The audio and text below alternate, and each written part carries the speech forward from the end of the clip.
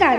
महाराष्ट्रातील विविध क्षेत्रातील बातम्या झटपट आपल्या मोबाईलवर पाहण्यासाठी लगेचच सबस्क्राईब करा राष्ट्रशक्ती लाईव्ह न्यूज आणि सोबत बेल आयकॉन प्रेस करायला विसरू नका.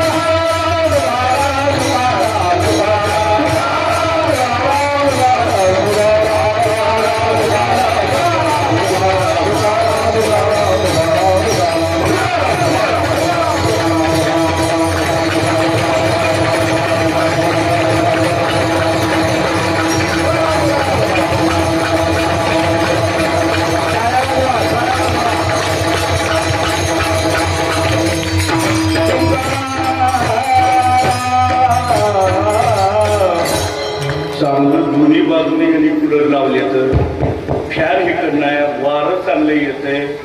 तुम्ही हाताची कधीच चोरायला तयार हो गया. पण आपल्या गावात टाळी वाजवली होती का नाही तुम्हाला? आणि डॉक्टर आहे म्हणून सांगतो आता, ज्यानं टाळी वाजवली त्याला अटॅक ज्याला अटॅक येऊ नये वाटतं त्याने हात वर करा. नाही हात वर केला की संध्याकाळपर्यंत आलाच बघा खऱ्या. सगळ्याचे हातवर, सगळ्याचे हातवर, चला हातवर, हातवर. फक्त टाळी एक आवाज आला पाहिजे बघा. एक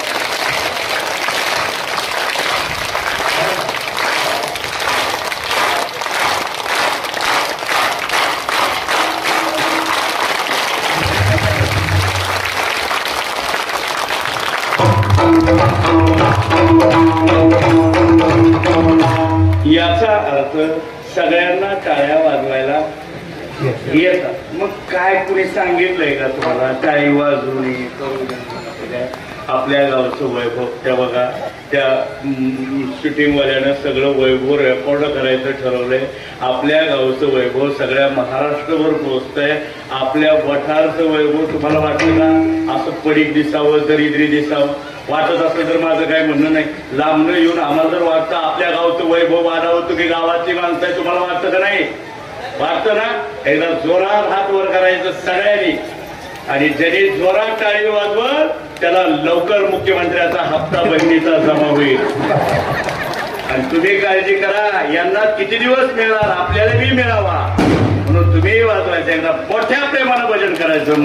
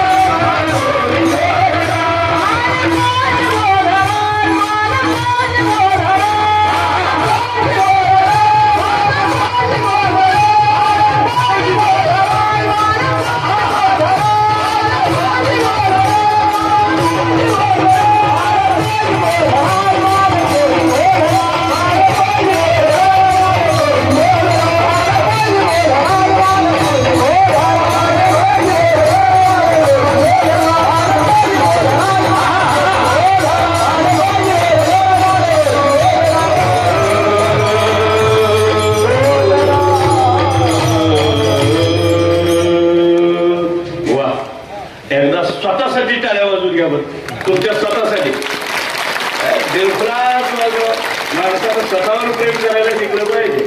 एवढं चांगला सप्ताह केला, एवढं चांगलं भजन केलं, स्वतःसाठी एकदा टाळ्या. फक्त महिला मंडळी वाजवा बरं. आता तुमच्या बघू. बस बस बस, तुमचं लय कौतुक झाला ना. हा,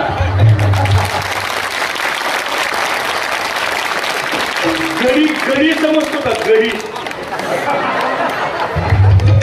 म्हणजे आता एवढ्या भाषेत मला सांगावं लागेल. आता यांच्यापेक्षा ताकद आपली 2 भाकरी ज्यादा खाता राहू. फक्त गाड्यांनी टाळ्या वाजवायच्या जोरात. हा, मंडपाच्या बाहेर बी